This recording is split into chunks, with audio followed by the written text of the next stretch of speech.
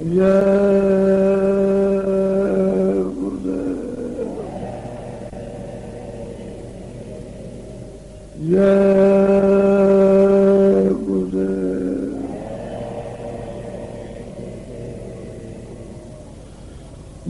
गुरुदेव नाम किसका, जय गुरुदेव नाम किसका।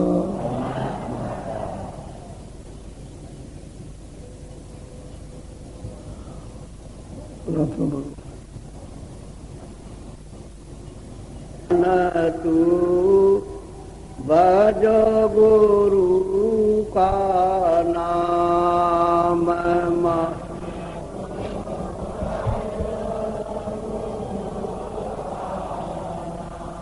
हम मन तू भजो गुरु का नाम।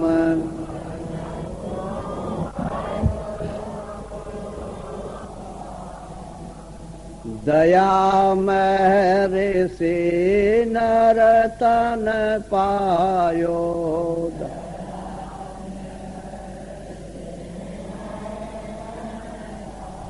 यो मति करना अभिमान,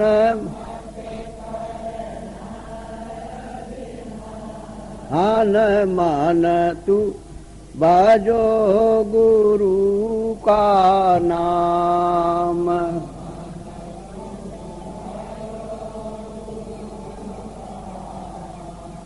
एक दिन खाली पड़ा रहेगा,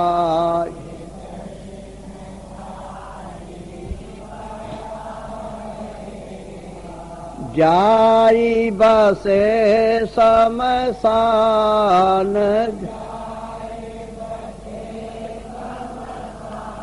हन मन तू भजो गुरु का नाम।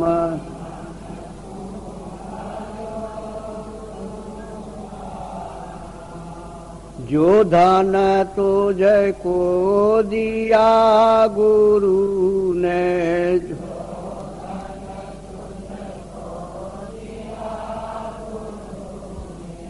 इससे कर कछु काम, हम मन तू भजो गुरु का नाम।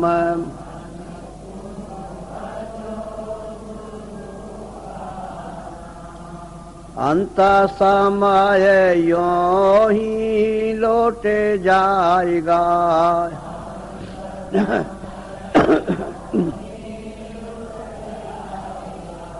संग न जाई छदाम,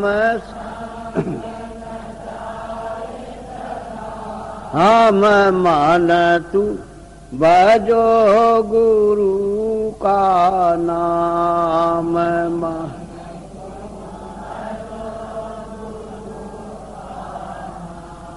यह संसार रहने का सुपना,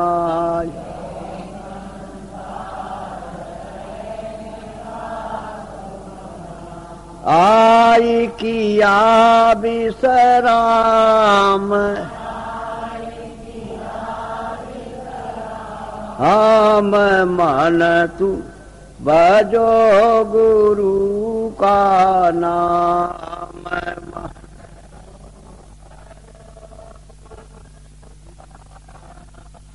चार के संगी सब है,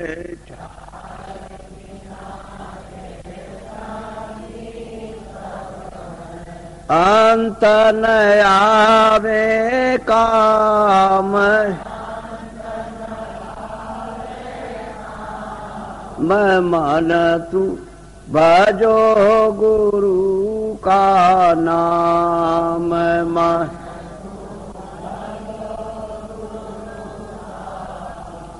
साते चेते करो सतसंगते,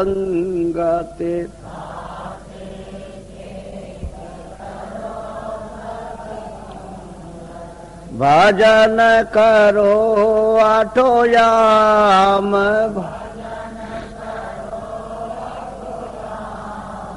मन तू भजो गुरु का नाम।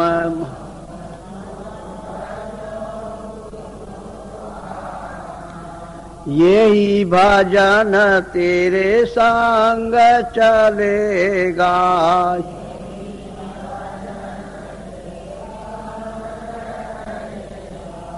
पावेगा आराम।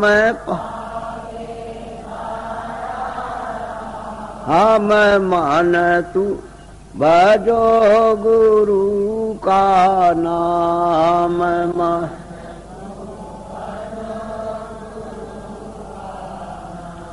दया मेरे सते गुरु से लेकर,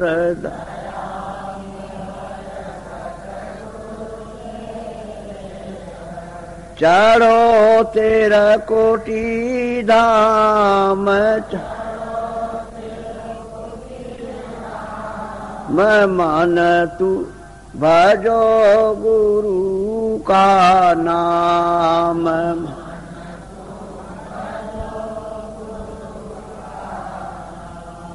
काल कर्म से बंधन छूटे,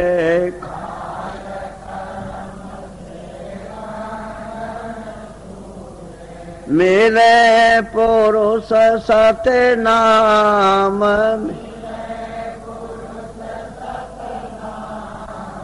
मन तू भजो गुरु का नाम।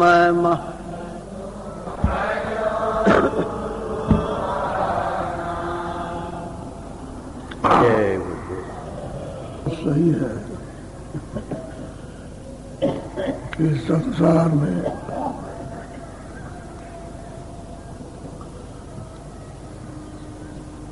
हम मनुष्य है, बुद्धि रखते हैं, हमको बुद्धि मिली हुई है, भूत भविष्य वर्तमान को सोचने समझने के लिए, और उससे हम लोग काम लेते हैं। लेकिन संसारी प्रपंचों को, संसारी चीजों को ये नहीं समझ पाते कि ये क्या है। हम ही बनाते हैं, हम ही बिगाड़ देते हैं और हम ही उसमें फंस जाते हैं। अपनी बनाई हुई चीज में आप खुद फंसते हो, ये नहीं सोचते हो कि हमको किसने बनाया। ये सोचने लगो तब तो आपकी समझ में आ जाए। तो ये सोचते हुए कि हमको किसने बनाया, किसने पैदा किया। अपनी बनाई हुई चीज पर किस तरह से उसमें लिपटते हो कि छोड़े नहीं छोड़ते हो। इसी को कहते हैं अज्ञानता। पशु है, पंछी है, या मथुरा के किनारे पेड़ों पर तोते रहते हैं। सुबह निकलते हैं 200-100 किलोमीटर, 50-50 किलोमीटर जाते हैं दाना चुगने के लिए। इतनी दूर चले जाते हैं और दाना, लेकिन जो अपने बच्चे छोड़ गए उनका बराबर ध्यान रखते हैं।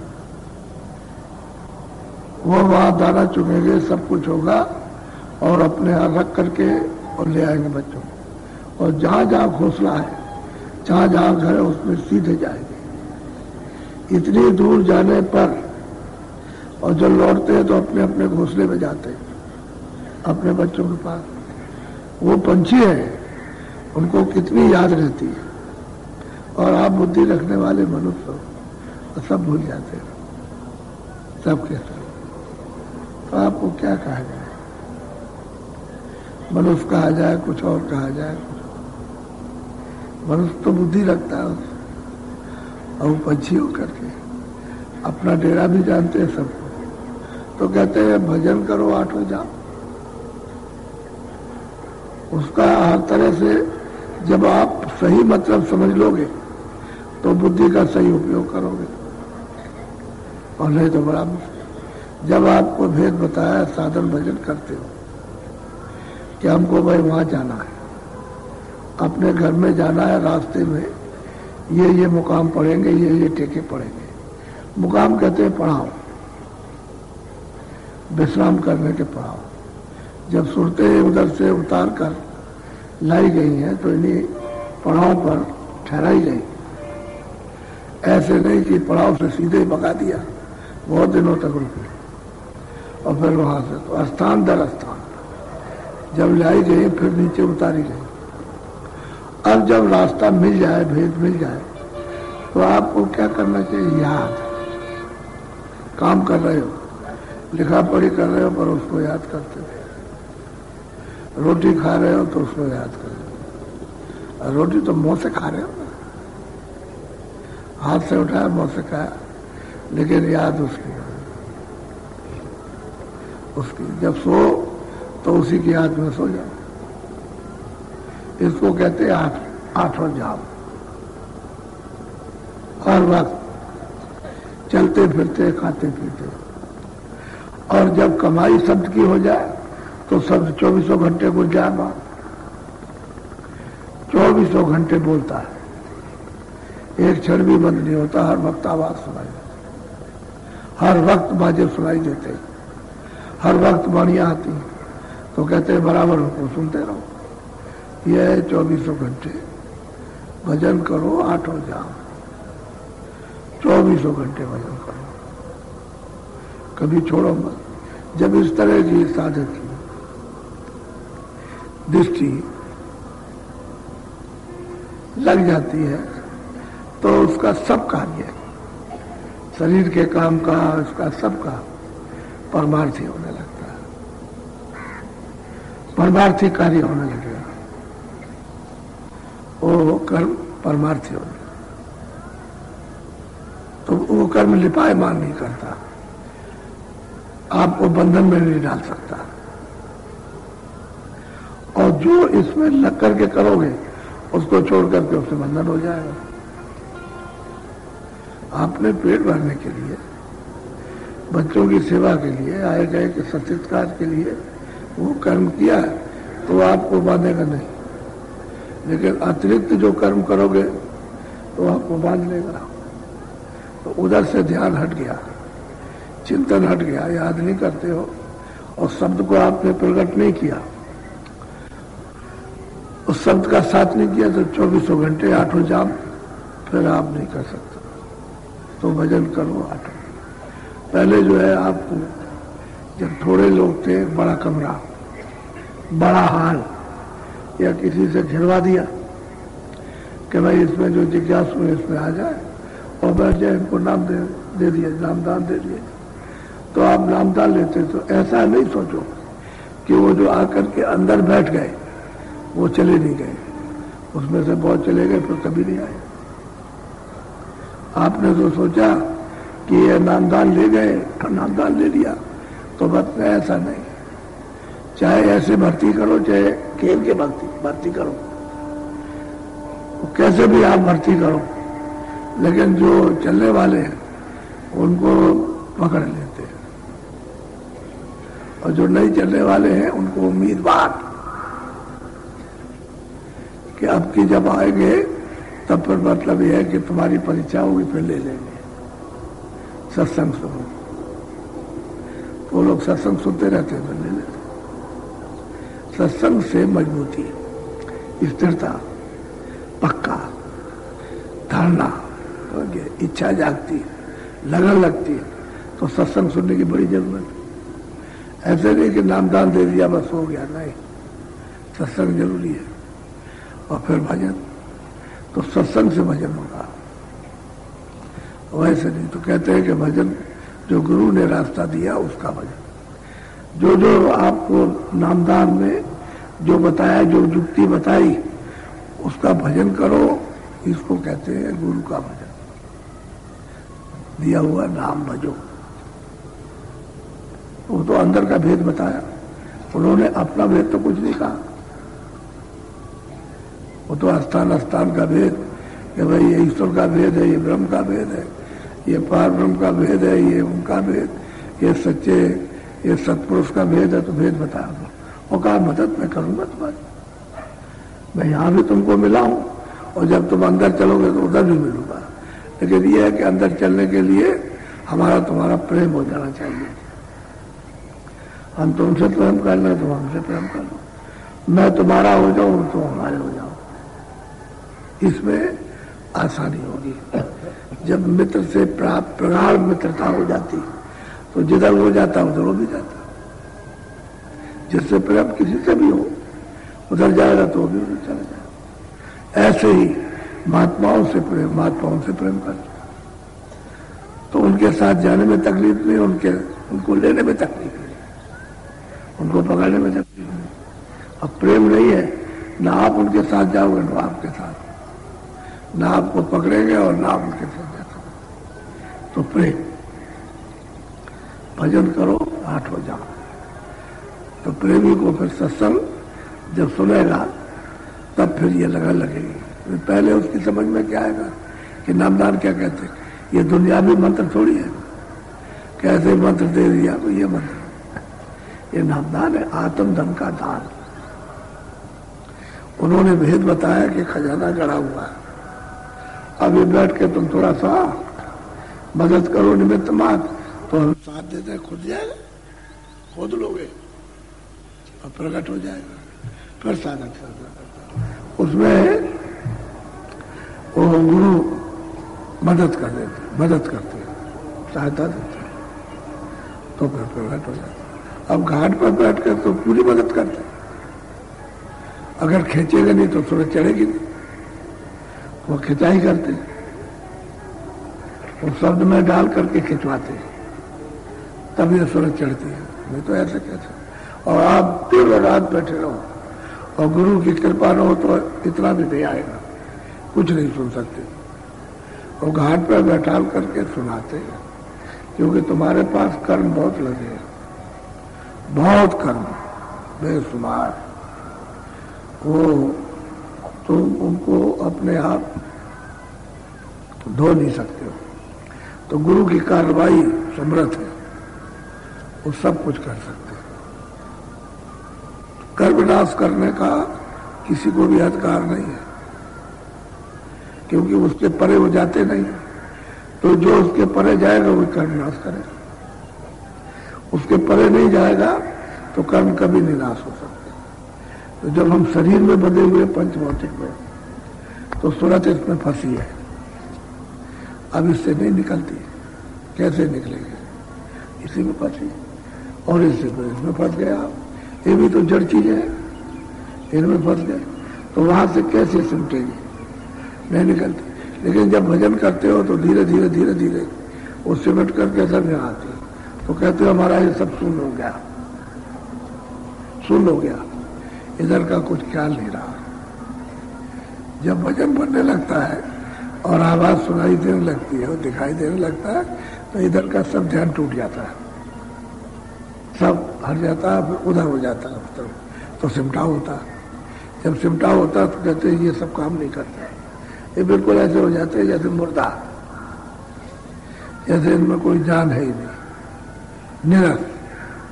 अब चेतनता रहेगी तब तो एक उम्र काम करेंगे, हरकत करेंगे, और चेतनता नहीं रहेगी तो हरकत नहीं होगी, तो सिमटाव होता है। तो दोनों आंखों के जब सूरज सामने सिमट कर जाती है, शरीर से बाहर हो, शरीर के बाहर दरवाजे पर आ गई सिमट करके, और फिर यहां से फिर गुरु मदद करते, ताकि जब वहां मदद करते हैं तो शब्द सुनाई देता है, उसको पकड़ते हैं, दिखाई देने लगता है। तो जब ऊपर की तरफ जब चढ़ती है तो शरीर से अलग हो गई, उसका भी एक नाका है, यहां से यहां तक शरीर की हदबंदी, इसके बाद नहीं। तो सूरज जब उधर हो गई तो उधर लिंग शरीर है, क्योंकि इसी में वो फिट है। स्थूल शरीर के अंदर में लिंग शरीर, और लिंग शरीर के अंदर में सूक्ष्म शरीर, और सूक्ष्म शरीर के अंदर में कारण शरीर। तो जब ऊपर से जब सूरत आई है तो तो उसने कारण शरीर कपड़े को पहरा, और जब नीचे उतारी गई तो सूचम, तो त्रिकुटी में कारण, वहां इसको कारण कपड़ा पहरा दिया गया, ऐसे झिल्ली डाल दी। लेकिन कुछ ऐसा नहीं मालूम हुआ कि कोई उसके ऊपर पर्दा पड़ गया, बहुत बारीक पर्दा, जैसे चश्मा लगाइए तो दिखाई तो सब देता है, लेकिन सामने चश्मा लगा है, ऐसे ही पर्दा पड़ गया उसके ऊपर में कारण से। जब सहतल कमल में आई तो वहां सूक्ष्म कपड़ा डाल दिया, अब उससे थोड़ा सा मोटा, वो बहुत बारीक था, ये उससे थोड़ा सा बारीक तो ये भी है। और जब नीचे उतारी गई सहतल कमल से नीचे, तो स्वर्ग वैकुंठ में इस पर लिंग कपड़ा डाल दिया,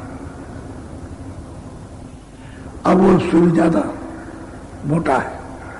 और जब यहां पिंड में लाई गई तो ये स्थूल है, 4 कपड़ों में बंध है ये,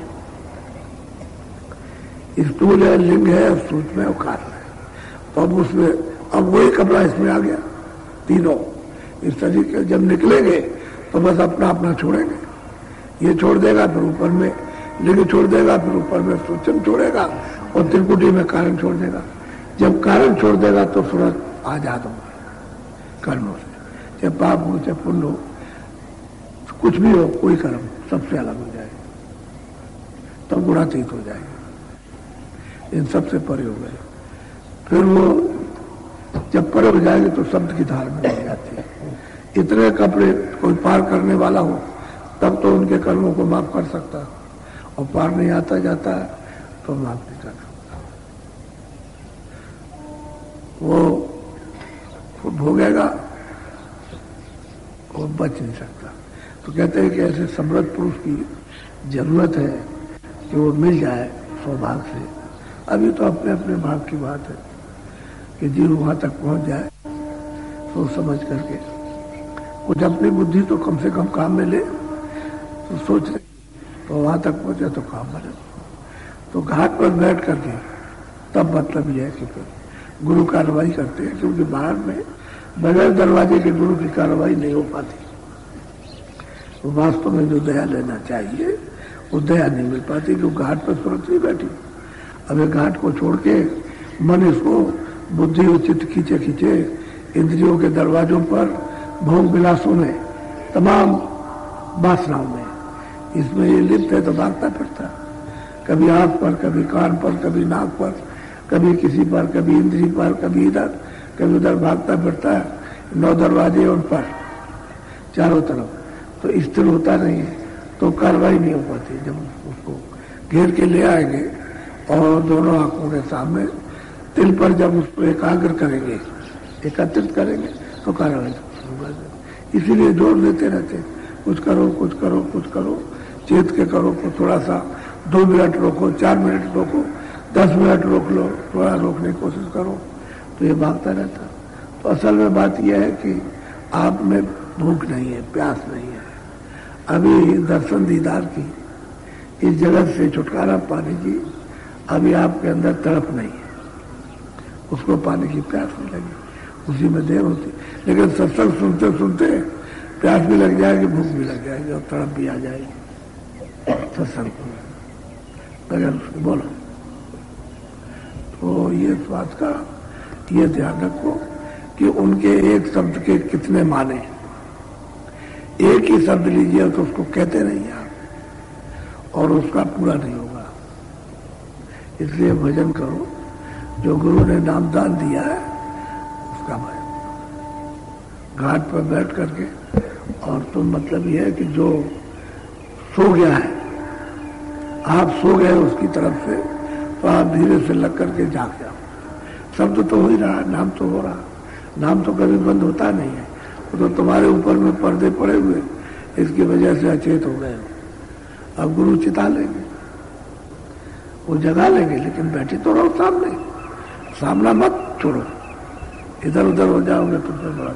तो सत्संग मुख है, बगैर सत्संग के कोई नहीं जान सकता, किसी को नहीं मिलता। और सत्संग के साथ सेवा, सेवा के साथ भजन, बस ये सत्संग सेवा भजन, सत्संग सेवा भजन। बोलो मिली नर देह यह तुमको बनाओ काज कछु अपना। कहते हैं नरदेह जो आपको मिली है ये इसी लिए मिली है कि भवसागर से इस जीव को पार कर दो, इस सूरत को ले जाओ। दूसरा पार करने का कोई शरीर नहीं है। इस मृतलोक में सबसे महान और ऊंचा और अमोला 84 का ये पूरा चक्कर काटने के बाद ये मिलता है। जब तक पूरा चक्कर नहीं काट लोगे, अपने अपने कर्मों का पूरा हिसाब, छोटे से छोटा बड़े से बड़ा, तब तक फिर नरदेही नहीं मिलेगी।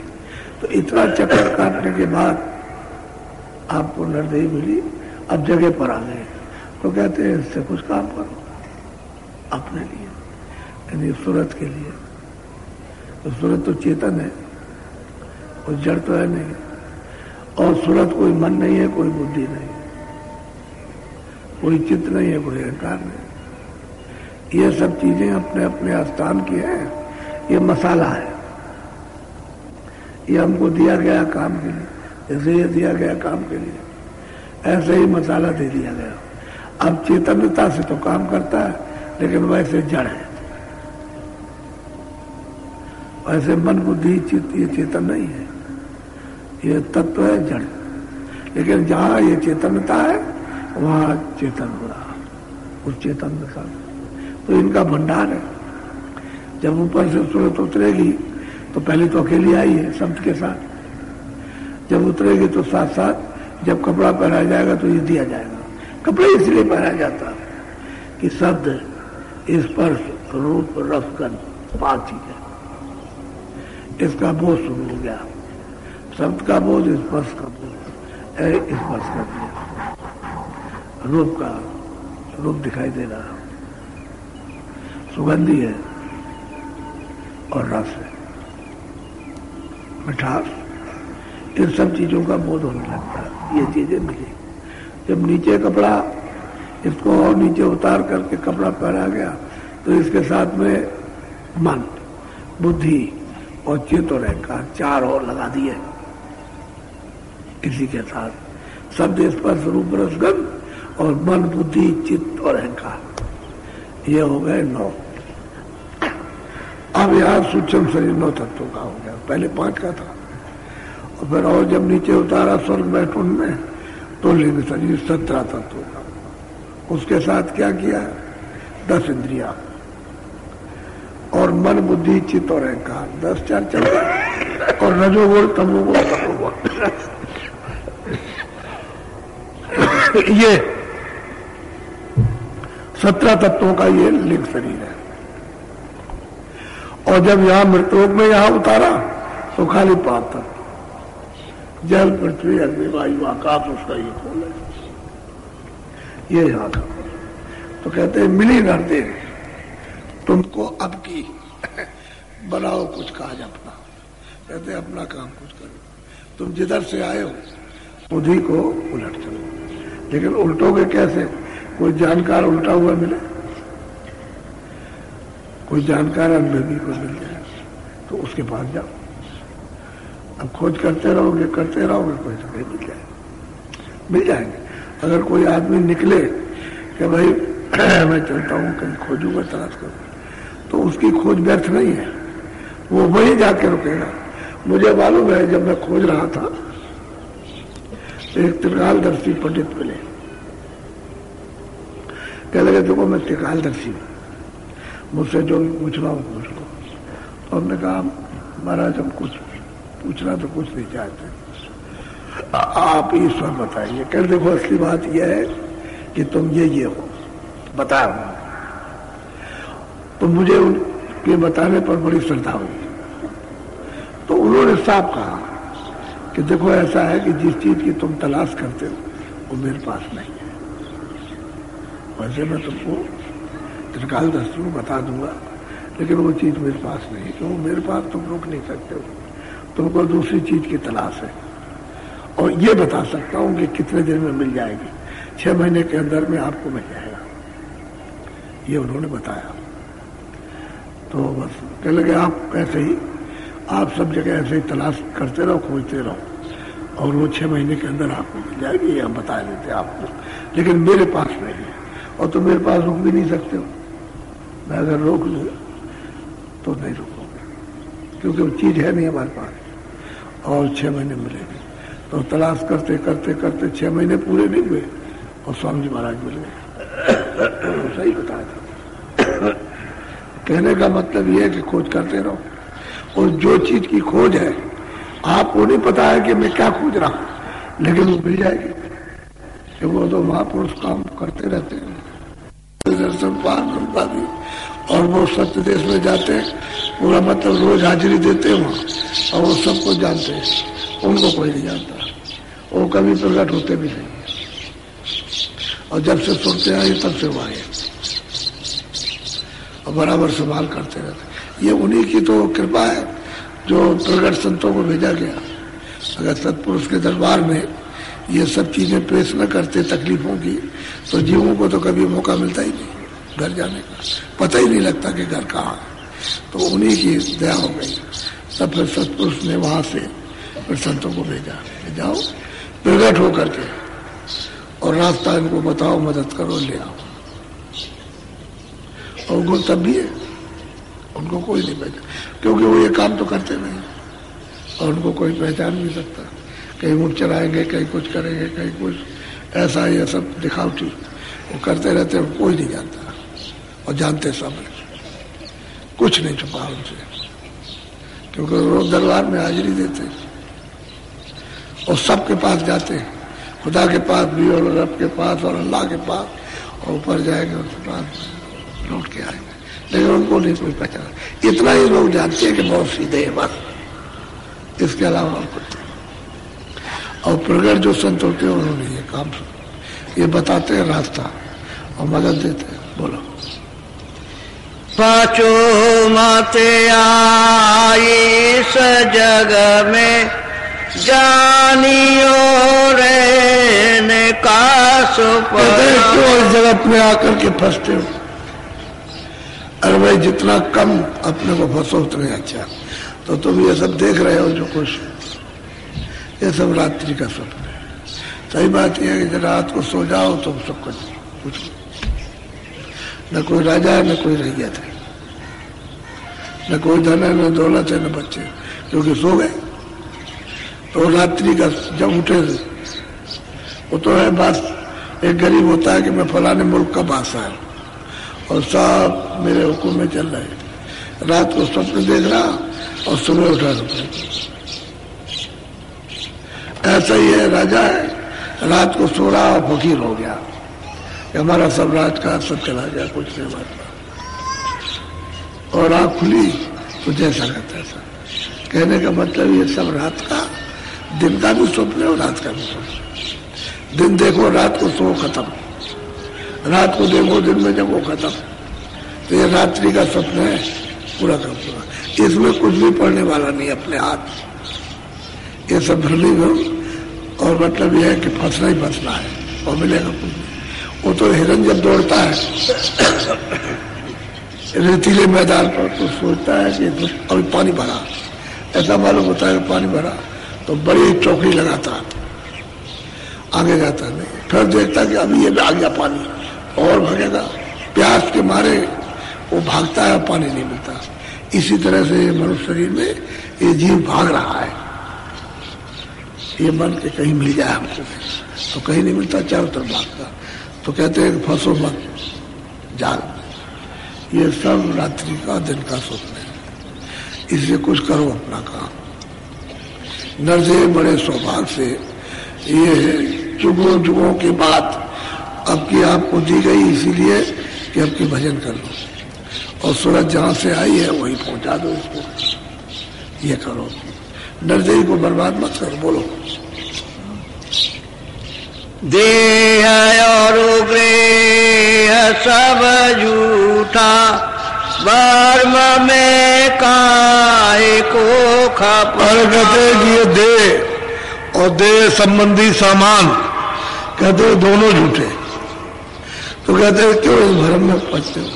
जिसने ये अमूलक चीज दी है और सूरत बैठी है, उससे कुछ काम कर लो उसके शरीर से, ये भी झूठा। और ये सब जो लगाव रखे जो आपने ये जो, वो भी झूठा। न ये तुम्हारे काम का, न वो तुम्हारे काम का, एक भी काम का। सब कहते हैं कुछ अपना काम करो, अपना भरम में क्यों फंसते हो? महात्माओं के पास सही बात है भरम में, खाली ये उद्देश्य रखना कि इसकी हिफाजत करना, कपड़ा दे करके, खाना देकर, पानी दे करके, गर्मी सर्दी बरसात से बचाकर, इसलिए कि इसमें सूरत बैठी है। तो ये अगर खराब हो जाएगा तो सूरत भजन नहीं कर सकती, इसलिए इसकी मलहम पट्टी करना, इसको निरोगी रखना। तो आप उतना ही इस्तेमाल करो जितनी जरूरत, ताकि ठीक रहे, रोगी ना होने पाए।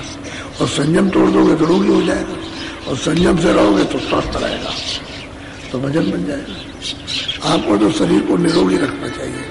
तो महात्मा कहते हैं कि भाई इतना काम करो कि ये ठीक ठाक रहे, इससे भजन हो जाए। और जैसे भजन बन जाए, आपका अपना भजन बन जाए, तो उसका शरीर फिर आपको कोई तकलीफ नहीं। जीवत में तक हो रहा हो, जीते मर जाओ। यानी जब मौत आएगी तब बहुत तकलीफ होगी, तो कहते तुम पहले ही उसका शरीर छोड़ दो, पहले ही। तो सूरत को जब ऊपर चढ़ा दोगे, शब्द के साथ मिलकर के ऊपर चढ़ेगी, तो हमें अपना शरीर छूट जाएगा। वो तो ठीक वही अवस्था हो जाती है जैसे मौत की। फिर ये मौत व्याप्ति नहीं, इसकी कोई पीड़ा नहीं होती, क्योंकि वो शब्द को पकड़े रहती है। और जैसे समय आया शब्द पलटे, सट पे निकल गई, फिर देखने लगती। कहते हैं क्यों भरम में फंसते हैं? ये सब भरम है, धोखा। भरम कहते हैं धोखा। संदेह हो जाए ना तो लुकमान हकीम भी दूर नहीं कर सकता, शंका नहीं कोई दूर करेगा। तो शंका हो जाती घर घर में, पति पत्नी में लड़ाई हो जाए, पिता पुत्र में लड़ाई हो जाए, मित्र मित्र में लड़ाई हो, भाई भाई में, राजा रैयत लड़ जाए। शंका बड़ी खराब थी, अति दुखदायी। तो कहते शंका क्यों करते हो? शंका मत, सच्चा रास्ता सही, तो उसमें शंका क्या करना? अब मिली कर दे तुमको, अभी मनुष्य शरीर मिल गया, ये भी झूठा है, सब सामान झूठा, क्योंकि सामान तो इसने बनाया, तो बनाने वाला ही झूठा, तो सामान झूठा नहीं होगा। जब यही नाश हो जाएगा तो सब नाश हो जाएगा। जीते जीते शरीर बनाएगा सब नाश। आखिर पंचभौतिक है, 5 तत्वों की जल पृथ्वी अग्नि वायु आकाश, इसको मिला करके बनाया तो खराब हो जाएगा। वो तो एक सब चीज की एक आवाज होती है। बोलो। जीव सब लोभ में भूले, काल से कोई नहीं बचना। क्या करें जब तक महात्मा न मिले? तो जीव सब लोभ में भूले हुए, मोह में। अब यह है कि वो लोभ और मोह के कारण कर्म करते हो, उसी का तो उन्होंने अधिकार आपको दिया। तभी तो मतलब ये है कि नहीं समझ पाते हो। अगर वो कराता हो, करता होता तो आप क्यों भोगते? आप खुद अपनी इच्छा से करते हो, एक कर्म बन जाता है अच्छा बुरा, तो फिर आप तो भोगते हो। तो जीव सब लोग में भूले, इसलिए कहां से कोई, यानी मौत के जाल से और 4 खानों से, नरकों से कोई बच नहीं सकता। सबको जाना, बचेगा कोई नहीं, एक तरफ से चले जा रहे हैं। बोलो। नहीं कोई राह बचने की, जले सब नरक की आगे। कहते हैं कोई रास्ता बचने का नहीं है, और कहते हैं सब जा करके नरक, वो सीधे माने जाए। जब ऐसे 5 पांडव, जब ये महाभारत हो गया तो उन्होंने रोक दिया, कृष्ण ने रोक दिया कि तुम ठहर जाओ, किसी को मत ले आना, पीछे से आना। तो उनको रोक दिया कि सब जाने वाले थे उसमें, जहां 56 करोड़ यदुवंशी मारे जाने वाले थे वहां सब जाते। तो उनका ठहर जाओ, फिर उनको पीछे आना, तो उनको रोक दिया। अब वहां गए तो वहां कितनी देर लगती? वहां तो सब सामान सब तैयार, पर जरा सा बस क्या पूछना, घास उखाड़ी और उसने उसको मारा, उसने उसको मारा। कौन मामा चाचा भतीजा कौन देखता, पर पैर से ऐसे चलाया तो गर्दन किसी के हाथ तर कट के 56 करोड़ देखते देखते सट से खत्म हो गए। तब उन्होंने कहा कि देखो बोलो, पांचों पांडव द्रौपदी के साथ सीधे चले जाए हिमालय में, उनको मनुष्य मारने की हत्या लगी है, सीधे जाए और बैतरनी नदी है उसमें एक एक करके डूब कर उसी में गल जाए। तब ये जब उस मैदान में गए तो किसी का धार खून की नदी, ये सब, किसी का कुछ, किसी के हाथ, किसी के पैर, ये सब।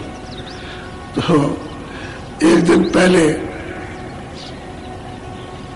चार और चारन बात कर रहे थे कि चलो वहां मुर्दा पड़ा हुआ खाएंगे के लिए। चार बोला है क्या करोगे जाके, आज व्रत कर लो, बड़े बड़े सूरवीर कल यहाँ मैदान में गिरेंगे, खूब खाएंगे, कल है, कल त्योहार मनाया जाएगा। अरे क्या मुर्दे को सड़े को खाते हो, जिंदा को खाएंगे, सामने गिरेगा तो खूब खाएंगे अच्छी तरह से। तो दोनों व्रत करते रहे और इन पशुओं को इतना मालूम कल क्या होगा, उनको इतना ज्ञान है।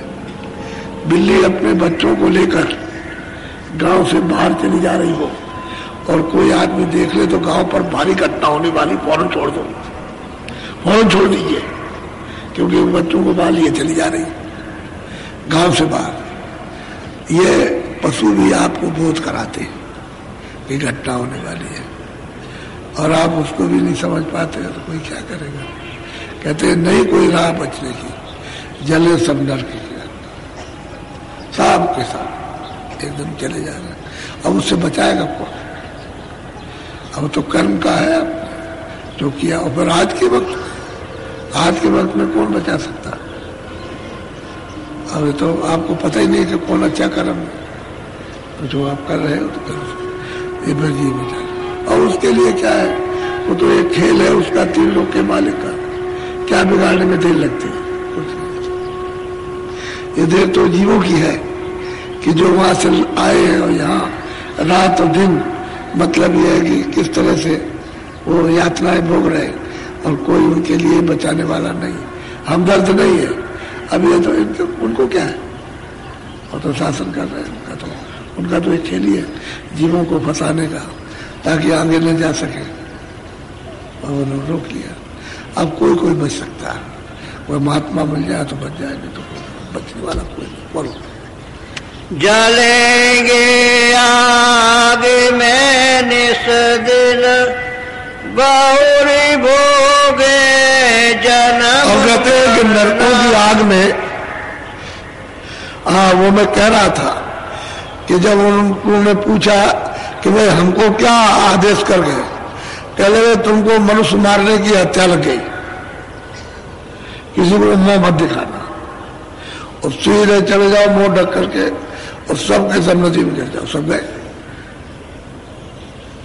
जब वहां गए तो वहां एक एक करके जब नदी में गिरे तो हमने भी वहां देखा है जाकर, उंगली को ऐसा डालिए बस एक खड़ी उंगली हो गई, उसको ऐसे नहीं कर सकते, इतना ठंडा पानी है। जरा सा पानी सिर पर डाल लिया तो जैसे कि कोई सब्जी चौंकते हैं ऐसे चुन से हो गया, कुछ पता नहीं, इतना ठंडा पानी। तो जब वो नदी में गिर गए तो देर क्या लगती है, गल गए। अब एक एक करके गिरे, सब गल गए सब, और सीधे नरक हो गए। यानी कृष्ण के साथ उपदेश सुनते रहे, आगे पीछे चलते रहे, कभी उन्होंने रथ चलाया कभी उन्होंने, और बैठे रहे एक दूसरे, और जब मृत्यु हुई तो सीधे नरक। तो जब कृष्ण के साथी नरक को जा सकते तो आपने तो कृष्ण को नहीं देखा। एक सोचने की चीज है, आपने तो राम को नहीं देखा। आपका क्या होगा? जो उस समय के लोग जा रहे साथी, उपदेश सुनने वाले, उनके दर्शन करने वाले, वो चले जा रहे हैं। तो अब बताइए, अब ये सोच विचार सब खत्म कर दिया। क्यों? लोभ और मोह। लोभ में सब खो डालते हो, लोभ आया तो कुछ नहीं, सब कर्म धर्म सब खत्म हो गया। तो लोभ ने सब बर्बाद कर दिया। लोभ से ज्ञान नहीं होता, इसलिए कहते हैं ये सब। और फिर जब नरकों से निकलेंगे तो जन्म हो गए, कहते हैं जन्म और मरना। फिर 4 खानों में ये पशु पंछी कीड़ों की योनि में डाल करके जन्म मरो जन्म मरो। ये कहते हैं कि ये दशा जीव की। कहते हैं मिली नरदे कुछ अपना अब की काम कर लो, नहीं करोगे तो ये दशा होगी।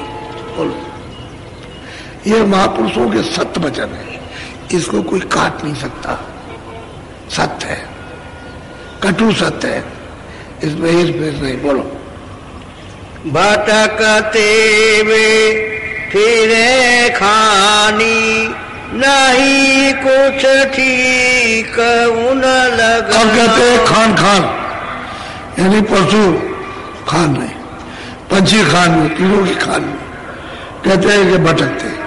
अस्थावर खान, उसमें कहते हैं कहीं भी भटकते फिरते जलते मरते कटते, मतलब कहीं ठीक नहीं लगे, कहीं ठिकाना लगने वाला उनका है ही नहीं कि कोई उनको बचाए। अब ये सब कर्म भोगने के बाद तभी दर्द ही मिली है,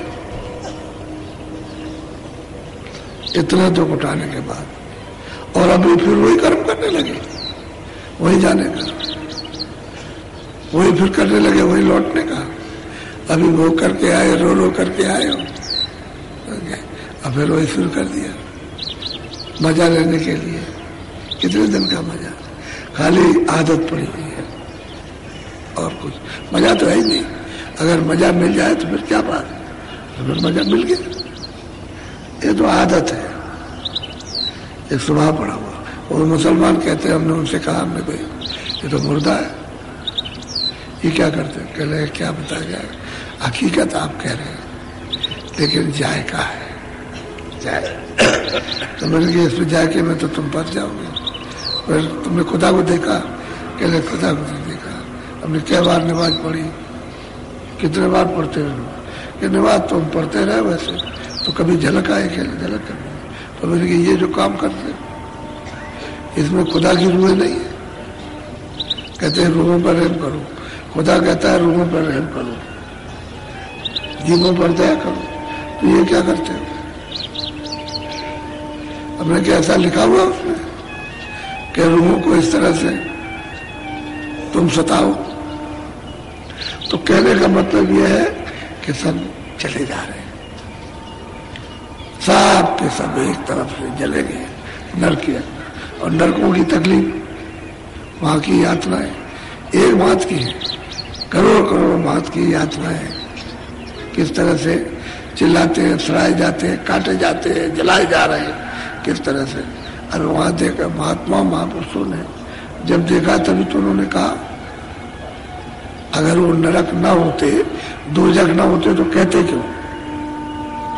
4 खाने अलग हैं और ये नरक मतलब दोजख अलग है, तो उसमें जीवों को क्या क्या यातना है तो देख करके ही बताते हैं, ऐसे नहीं बताते। बोलो, दया करे संत और सत्य गुरु, बतावे नाम का जप। कि वो दया करते हैं, जो गुप्त संत है वो भी दया करते हैं और जो प्रकट मिल जाते हैं वो दया करते हैं।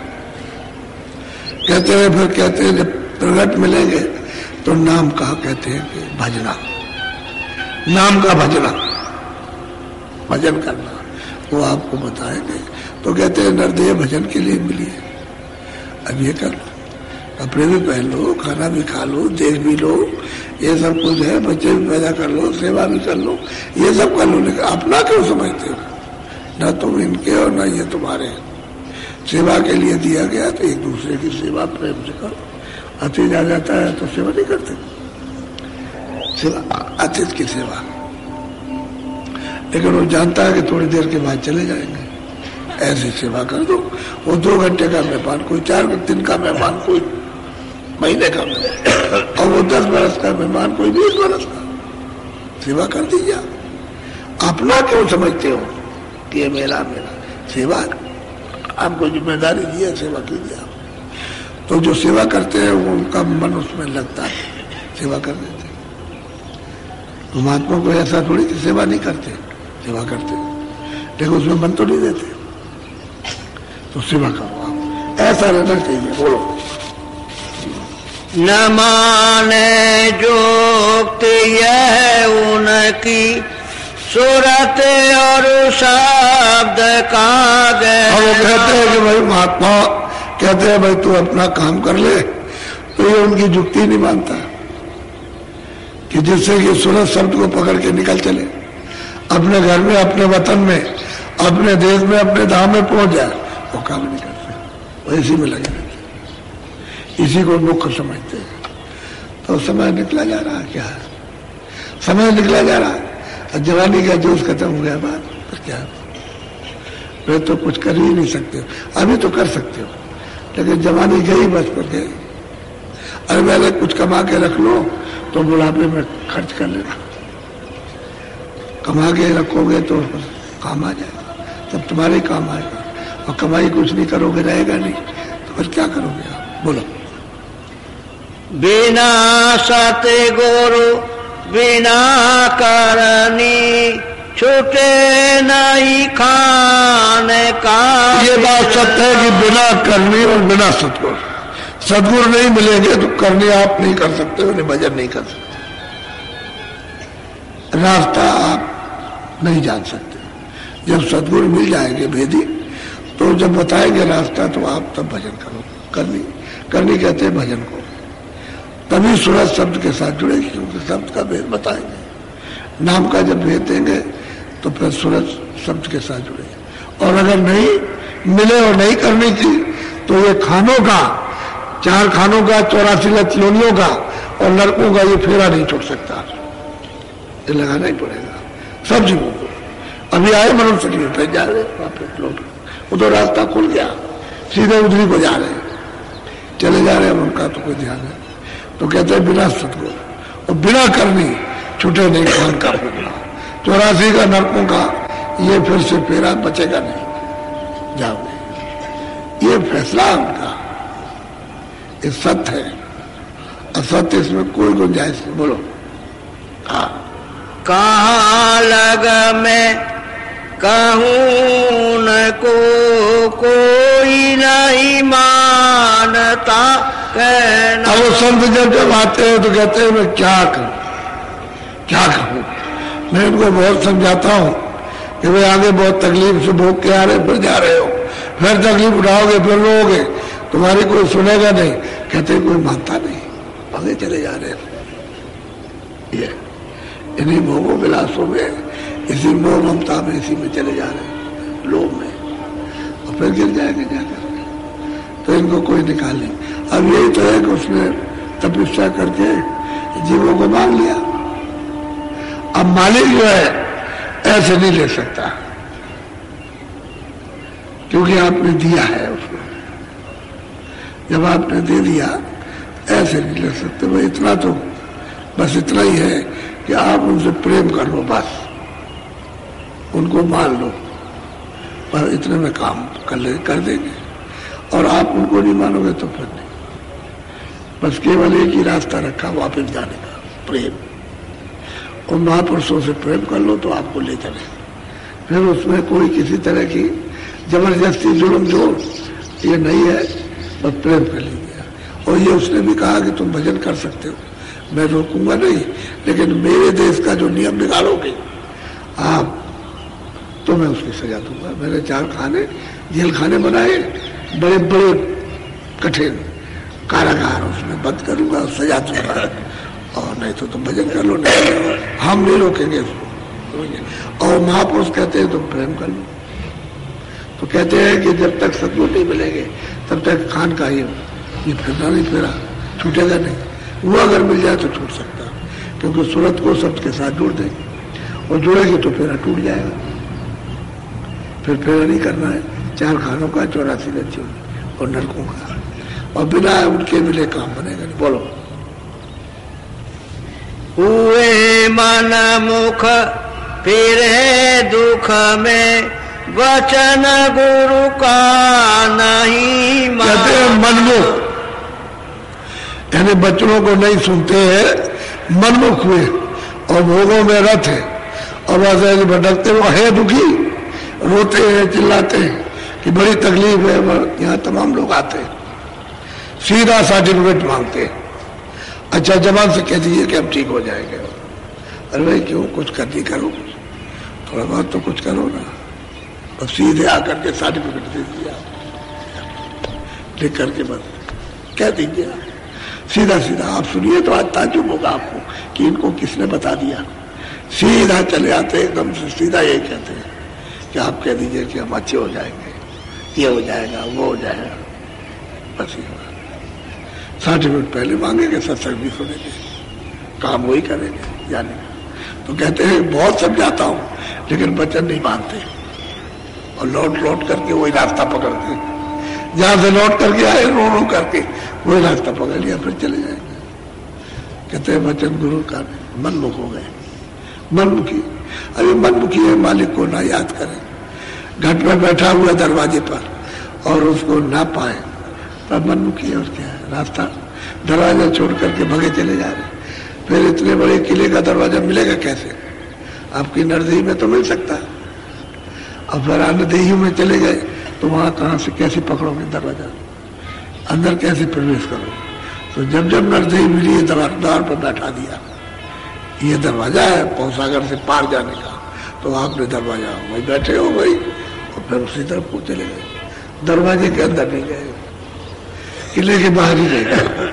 फिर कर्मों में फंसा दिया उसने, और कर्म करता तो अपना काम करेगा, क्योंकि सैदल कमल में ईश्वर ने, निरंजन भगवान ने ब्रह्मा विष्णु महादेव को सब दे रखा है काम, ये उत्पत्ति और प्रलय और पालन। तो ब्रह्मा का काम उत्पत्ति का है, विष्णु का काम पालन का, शिव का संहार का, वो बराबर करते रहते। इन्हीं को इनसे कह दिया है आद्या मां शक्ति के ये मेरा भेद न जान सके, कि अगर वो जान जाए, उनका भेद जान जाए तो काम छोड़ देंगे। तो कहते हैं मेरे पास कभी ना आने पाए। और 33 करोड़ देवता, 10 करोड़ शंभू, 9 करोड़ दुर्गा, ये सब उनके गण लोग काम करते रहते, और जीवों को पता ही नहीं किस तरह से काम होता है। बोलो।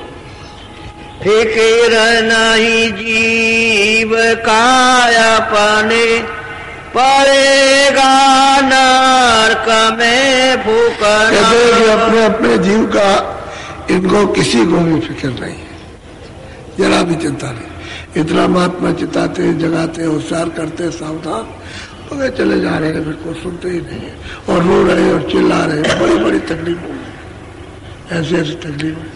और दवा वाली काम कर रहे हैं सब, जिसके पास बैठ जाइए आग बरसाएंगे, मर गए, कोई दवा नहीं लगती, सब जगह हुआए, लाखों रुपए कितने खर्च कर दिए, अब ऐसा बता दीजिए बस बिल्कुल ठीक हो जाए मुझसे, और रो रहे। और मतलब ये है कि देखना सब धन दौलत सब कुछ क्या धन करेगा, कर्म ही ऐसा किया कुछ है। कहते हैं मतलब भगे चले जा रहे हैं, धीरे जा रहे हैं, और रो रहे चिल्ला रहे हैं। तो कहते हैं फिर नरकों में फूको, फिर चलो जाकर, फिर वहां पढ़ो, फिर जमदूत, उसी को कहते हैं फरिश्ते। और जमदूत कम जालिम, बहुत जालिम, तो इसलिए इनको पता ही नहीं कि क्या। बोलो। समाधि कर धार लो मन में, कहे गुरु प्यारे निज वचन। कहते भाई समझ करके अपने जीव का कुछ फिक्र करो, कुछ चिंता करो कि वो ये रुक जाए, किसी तरह बच जाए, और अब कुछ नहीं है। तो कहते हो तो निज वचन महापुरुष कहते हैं कि भाई तुम्हारी दुर्गत होगी, अभी मान लो कुछ नरदेही में कुछ भजन कर लो। रास्ता कहते हैं हम बताएंगे, हम मदद करेंगे, रास्ता हम सीधा बताएंगे, मदद करेंगे, उसमें तकलीफ नहीं होगी। उसमें लेट के करो, बैठ के करो, खड़े होके करो, टट्टी कहीं नहीं समय मिले तो टट्टी में करो, वहां भी बैठ के भजन कर सकते हैं। क्योंकि आप कहते हैं मुझे समय नहीं मिलता है तो वहीं बैठ जाना, तो टट्टी भी करना, भजन भी करना, दोनों काम हर वक्त मतलब हर जगह कर सकते हैं। लेकिन करने वाला हो तब तो कर लेगा, अब जैसे करना ही नहीं है, आराम होते हुए भी ना करें तो कहते हैं अपनी जिंदगी तो फिक्र करो। और महापुरुष तो तुम्हारे हित के लिए सच्ची बात कह रहे हैं, उनको क्या है, फिर मत लगाओ, तुम्हारे हित के लिए तुम बचो। अब वो तो भाई उसका देश है काम का, तो उसके देश में ये नहीं कि भाई वो कसाई हो जाएंगे हमारे साथ शक्ति की, तो कोई शक्ति नहीं करते, वो तो प्यार करते हैं।